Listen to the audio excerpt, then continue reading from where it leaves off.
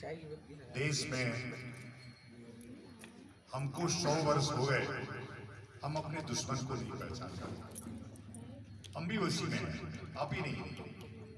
मैं पीछे एक बार कलकत्ता गया हुआ था, शांति निकेतन गया था। शांति निकेतन के बारे में जब मैं सुन रहा था तो उस समय 3 नाम आए थे। एक नाम था द्वारका टैगोर, जो रविन्द्रनाथ टैगोर के दादा थे। दूसरा नाम था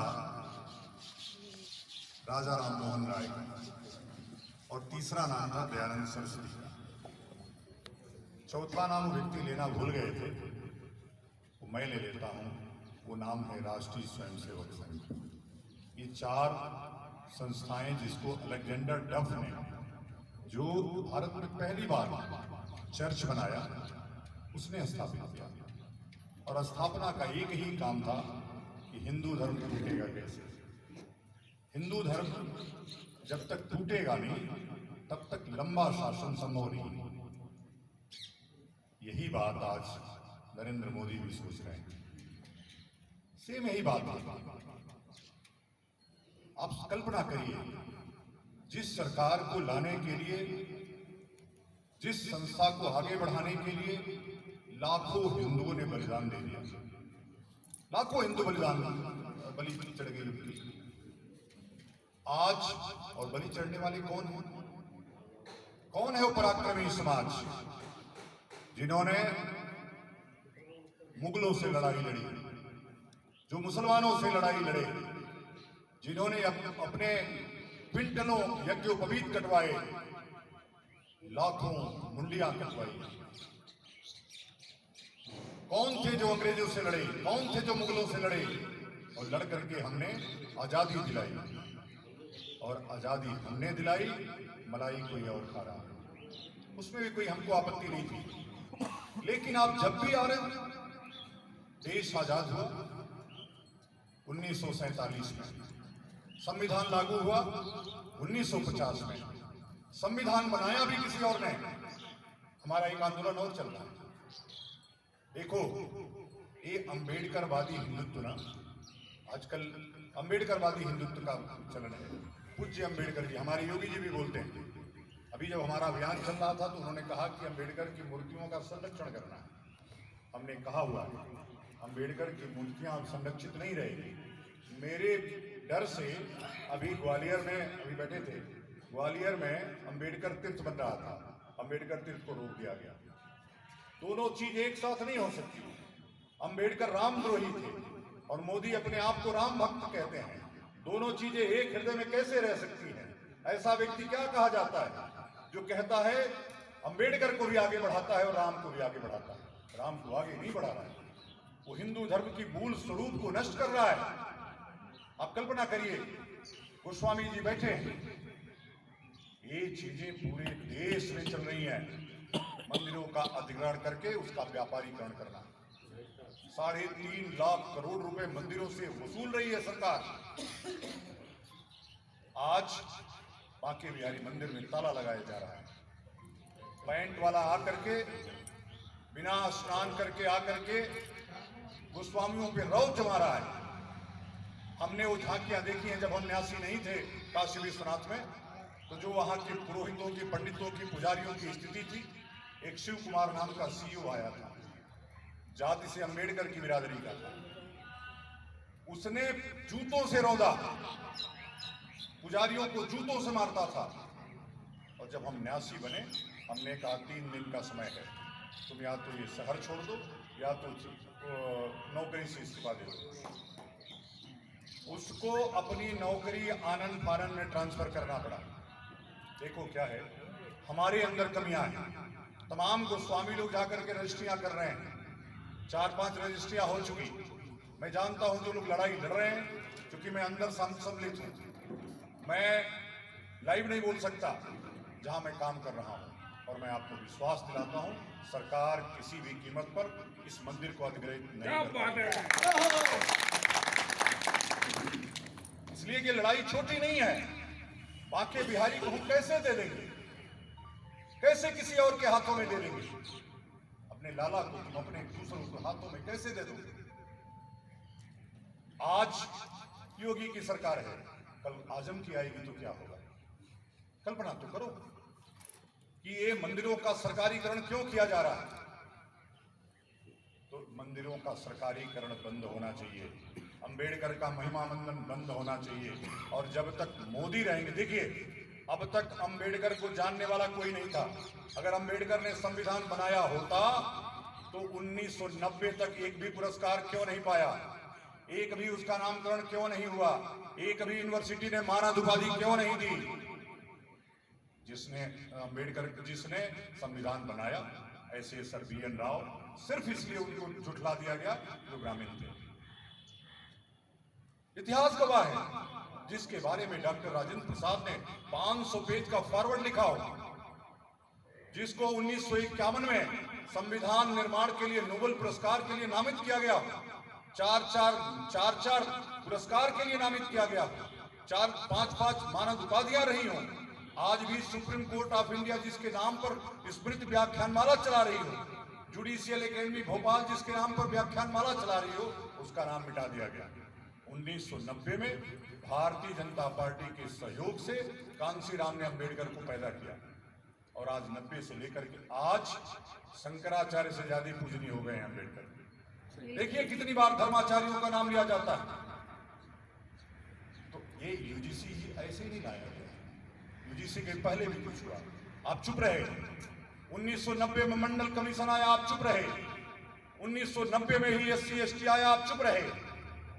2014 में आते ही 15 में ही नरेंद्र मोदी ने 16 तरह के जो अपराध थे दलित श्रेणी के, उसको 47 तरह का कर दिया। हमारा सगा कैसे हो सकता है? 18 में सुप्रीम कोर्ट ने कहा SC/ST यह फर्जीफिकेशन है, अब केवल और केवल 3 मामलों में लगेगा, रेप, हत्या और बलात्कार। इसके अलावा सारे अपराध कैंसिल कर दिया था। नरेंद्र मोदी ने पहले आपात कैबिनेट की बैठक बुलाई, फिर संसद से उसको दोगुना मजबूत बना दिया। अब गिरफ्तारी FIR होते ही हो जाएगी। ये मैं आपको पृष्ठभूमि बता रहा हूं। आपका प्रेम उमड़ उमड़ के नरेंद्र मोदी के लिए आ रहा है, मेरा भी आ रहा है। हमने अपने जीवन में किसी को वोट नहीं किया आज तक, किसी भी दल को वोट नहीं किया और किसी के लिए वोट नहीं करवाया। लेकिन अभी क्या करना चाहिए? अभी बोल रहे थे कि ये एक्ट किसी ने मांगा नहीं था, जो यूजीसी एक्ट आया है उसको किसी ने नहीं मांगा था, कहीं कोई आंदोलन नहीं चला, कोई जानता भी नहीं था। धीरे से 2023 में भी ये एक्ट आ चुका है। 2012 में कांग्रेस एक ऑलरेडी एक्ट लाई हुई है संरक्षण के लिए, लेकिन वो सबके लिए। 2023 में एक एक्ट यूजीसी एक्ट आया जिसको संशोधित करके 2026 का रेगुलेशन एक्ट लाया गया, जिसमें ये है कि यदि, अब सोचिए 2023 में ओबीसी नहीं है, ओबीसी नहीं है, करो महाराज। इतिहास उठाइए, CCTN के आंकड़े उठाइए और देखिए कि सर्वाधिक SC/ST के मुकदमे किसके ऊपर दर्ज है? ओबीसी के ऊपर दर्ज है। सवर्णों के मुकदमे कुल मिलाकर के 12% हैं, केवल 12%, 88% मुकदमे ओबीसी के ऊपर हैं। लेकिन अब ओबीसी उसी में सम्मिलित कर दिया गया। कल ओबीसी, ये तो दलितों के खिलाफ आंदोलन है। चंद्रशेखर रावण को भी शर्म आनी चाहिए, लज्जा आनी चाहिए कि कल ओबीसी वाला व्यक्ति तुम्हारे SC समुदाय के लोगों को पीटेगा तो उसके ऊपर कुछ नहीं होगा, इसलिए कि इस एक्ट में वो सुरक्षित है। ध्यान रखना चाहिए, ध्यान देने वाली बात है। तो ये लड़ाई जो हम और आप लड़ रहे हैं केवल सवर्णों के लिए नहीं है, ये SC और ST के लिए। मायावती को ये बात समझ में आ गई, इसलिए उसने रोल बैक किया, उसीलिए अपना वापस लिया आंदोलन। हम ये कहना चाह रहे हैं कि जो हिंदुत्व का, फर्जी हिंदुत्व का, देखो हमारे यहाँ गुरु महत्वपूर्ण नहीं है, हमारे यहाँ सबसे महत्वपूर्ण है शास्त्र। शास्त्र आज्ञा स्वरूप ही है। अगर शास्त्र के अनुरूप गुरु का भी आचरण नहीं है तो गुरु त्याग का भी प्रावधान है हमारे यहाँ, है कि नहीं है? यह पूरी RSS गैंग शास्त्र को रोज रौंद रही है। अब कल्पना करिए इससे पहले कभी भी कोई संघ का प्रमुख आपको पूजा करते नहीं मिलेगा। मंदिर में भी नरेंद्र मोदी ने पूजा, मोहन भागवत ने पूजा नहीं किया। इसने बेटी व्यवहार का जो अभियान, संतोष के ऊपर आप मुकदमा दर्ज करवा रहे थे, संतोष जो मध्य प्रदेश वाला था, उसके पहले लगातार, और अभी भी मोहन भागवत ने लगातार कहा बेटी व्यवहार करना पड़ेगा यदि हिंदू समाज को एक करना है तो। वर्ण संकरता लानी पड़ेगी यदि आपको हिंदू धर्म को बचाना है। ये उससे बड़ा अपराधी है। आपकी हिम्मत नहीं है उसके खिलाफ बोलने की। अभी भाई साहब कह रहे थे कि छोटे छोटे ऑर्गेनाइजेशन, यही छोटे छोटे ऑर्गेनाइजेशन मिलकर के, छोटी छोटी नदियां मिलकर के समुद्र बनती है। 8 मार्च का रामलीला मैदान पर मैंने कहा है, मैंने आह्वान किया है देश का कि 8 मार्च या तो यूजीसी रोल बैक या तो मोदी रोल बैक, दोनों में से एक रोल बैक होगा। और आप देखना 15 लाख से ज्यादा लोग आएंगे। आपको डरा नहीं रहा हूं, आप भी आइए। बहन ने कहा है, उस बहन ने, कि जब बच्चों के ऊपर कुछ होता है तो मां को सर्वाधिक कष्ट होता है। मैं माओं का भी आह्वान कर रहा हूं, अधिकतम संख्या में वहां पहुंचिए और कम से कम 2 दिन का आंदोलन है। 8 और 9 मार्च हम दिल्ली में रहेंगे। मुझे उम्मीद है, मुझे सूचनाएं आ रही हैं कि 8 मार्च से पहले ही मोदी को ये अभियान, ये एक्ट रोल बैक करना पड़ेगा।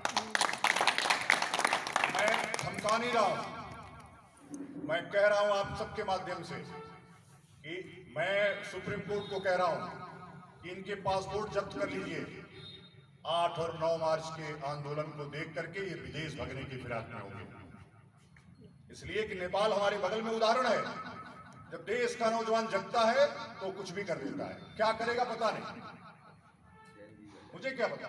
मैंने तो सबसे शांतिपूर्ण आंदोलन की बात की है और अब तक कम से कम 150-200 सभाएं हमने संबोधित किया है। कहीं कोई हिंसा नहीं हुई, कहीं कोई हिंसा नहीं हुई। यद्यपि ग्वालियर के लोगों ने अभी एक आपत्ति दर्ज की थी कि महाराज जी के बोलने से हिंसा हो सकती है, फिर भी उन्होंने आनंद फानंद में मुझे परमिशन दे दिया। इसलिए कि मैंने कहा कि मुख्यमंत्री का कार्यक्रम यदि हो सकता है तो मेरा भी कार्यक्रम होना चाहिए।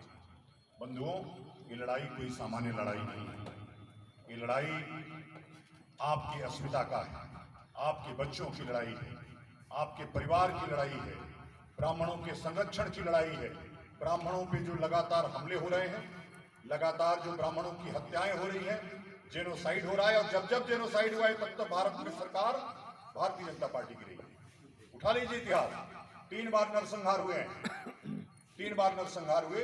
एक बार 90 में जब जनता पार्टी की सरकार थी, कश्मीर में जब नरसंहार हुआ। 98 में जब अटल बिहारी वाजपेयी की सरकार थी, तमिलनाडु में नरसंहार हुआ।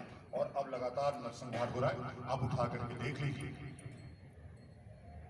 ये कोई जो भाषण देने वाले ब्राह्मणों के हैं, कोई ऐसे नहीं दे रहे हैं, इनको यहीं से संरक्षण प्राप्त है। तो बंधुओं, उठिए, जागिए। इस बात को विवेकानंद ने कहा था, मैं ब्राह्मणों के लिए कह रहा हूं। कई लोग हमको कहते हैं महाराज जी तो ब्राह्मणवादी हैं। भाई, धर्म की रक्षा करना है तो ब्राह्मणों को बचाना होगा। ब्राह्मणों के अलावा धर्म की रक्षा करेगा कौन? क्षत्रियों के अलावा धर्म की रक्षा करेगा कौन? बनियों के अलावा धर्म की रक्षा करेगा कौन? इसलिए मैंने कहा है और सबके लिए कहा है, सबको एक होने की जरूरत है। ये 15%, 20% का जो शगुफा है, 42-43 जातियां हैं और उनकी संख्या 45% के आसपास है। 30% में मोदी की गवर्नमेंट है, 30 से 35% में योगी की गवर्नमेंट है, और उससे ज्यादा हमारी संख्या है। अगली सरकार न कांग्रेस की होगी और न भाजपा की होगी, अगली सरकार सवर्णों की होगी, और वो जिस रूप में होगी। मैं सवर्णों, अभी देखो, कुछ दिन पहले काशी के विद्वानों के साथ बैठा था। एक विद्वान उठे, उन्होंने कहा महाराज आंदोलन शुरू होगा, पार्टियों का बनना शुरू हो जाएगा। हमारे समाज की सबसे बड़ी कमी यही है। हम 20, अभी जरूरत संगठन बनाने की नहीं है, अभी जरूरत संगठित होने की है। केवल संगठन बनाने से नहीं चलेगा, संगठित होइए, अपना मन बड़ा करिए। आप उनके संगठन में जाएं और वो आपके संगठन में आए, ये आवश्यक है। ब्राह्मण सेवक संघ कोई अपने विस्तार की बात तो नहीं कर रहा है। आज तो यूजीसी का मामला था, सबको आना चाहिए था। तो इसलिए मैं कह रहा हूं अभी संगठन की नहीं, संगठित होने की आवश्यकता है। बड़ी संख्या में आप लोग संगठित होइए और विश्वास रखिए 8 मार्च फाइनल डेट है, या तो रोल बैक मोदी या तो रोल बैक यूजीसी। आपको फिर से कह रहा हूं 8 मार्च को अधिकतम संख्या में आप पहुंचिए। मुझे विश्वास है कि आने वाले समय में आप, अगर ये आंदोलन फेल हुआ, ये आंदोलन मेरा नहीं है, ये आंदोलन किसी व्यक्ति का नहीं है, 167 संगठन जिसमें हमने राष्ट्रीय ब्राह्मण सेवा संघ को भी सम्मिलित किया है, 167 संगठनों का समुच्चय है। वहां समुद्र दिखाई देगा, उसमें जाटों के संगठन हैं, उसमें जितने भी सवर्ण जातियां हैं उत्तर भारत की, दक्षिण भारत की, रेड्डियों की, अय्यरों की, नायरों की, अयंगारों की, कम्मा की, सभी जितनी जातियां हैं सबको मिलाकर के वो फेडरेशन है जिसका नाम सवर्ण समाज समन्वय समिति है। S4 हम लोगों ने नाम दिया है। ये कोई रजिस्टर्ड बॉडी नहीं है, एक विशेष लक्ष्य के लिए ये फेडरेशन बना है। लक्ष्य खत्म होते ही, जैसे ही यूजीसी रोल बैक होगा, अगला अभियान SC/ST का है, उसके बाद आरक्षण का है। यह देश जब संविधान लागू कर लिया, संविधान का मतलब होता है जो सबके लिए समान विधान बनाए। ऐसा कैसे हो सकता है? आपने फंडामेंटल राइट्स दिया है, धर्म, मूल, वंश, जाति के आधार पर विभिन्नता नहीं हो सकती। फिर ब्राह्मण के घर में जन्म लेना अपराध क्यों? ब्राह्मण जन्मना अपराधी क्यों? क्षत्रिय जन्मना अपराधी क्यों? कोई बात। और आदरणीय ठाकुर साहब से मैं कह रहा था, इवेंट मैनेजमेंट के लिए तो विधायक आवश्यक है, आप इवेंट दिखा सकते हैं, लेकिन इनकी पावर एक आम आदमी से भी बदतर है। किसी विधायक को कोई पावर नहीं है, किसी मंत्री को कोई पावर नहीं है।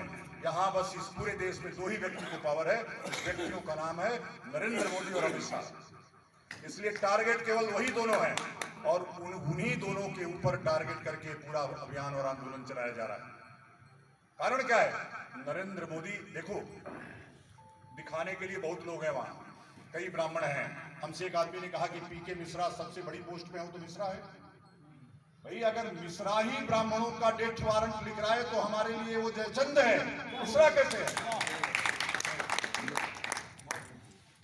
अगर मिश्रा ही हमारा डेथ वारंट लिख रहा है ब्राह्मणों का, तो वो जयचंद है, मिश्रा नहीं हमारे लिए। ध्यान रखने की जरूरत है।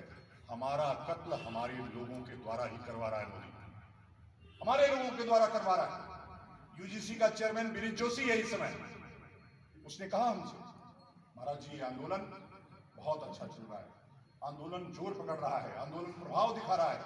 और कल ही अभी वाइस चांसलरों को एक सर्कुलर जारी हुआ है और उसमें कहा गया है कि आप रिपोर्ट दीजिए, ये जो यूजीसी रेगुलेशन एक्ट आया है वो ठीक है कि गलत है। बाद में फोन गया कि सबको लिख के भेजना है कि गलत है। इसका मतलब है कि आप जो सवर्ण छोटे छोटे आंदोलन कर रहे हैं उसका प्रभाव बहुत गहरा गया है। उनको पता है कि आज भी यदि सवर्ण समाज चाहेगा, मैं ये बात इसलिए नहीं कह रहा हूं, लेकिन सच्चाई है, इसलिए धर्माचार्य हूं, सच कहना है। जिस दिन सवर्ण समाज चाहेगा, बूथों पे कोई दूसरा जा नहीं पाएगा। आज भी तुम जितने मुकदमे डालना हो डाल लो, लेकिन जिस दिन हम चाहेंगे बूथों पे दूसरी जात के लोग पहुंच नहीं पाएंगे। बोलिए भारत माता की जय, भारत माता की।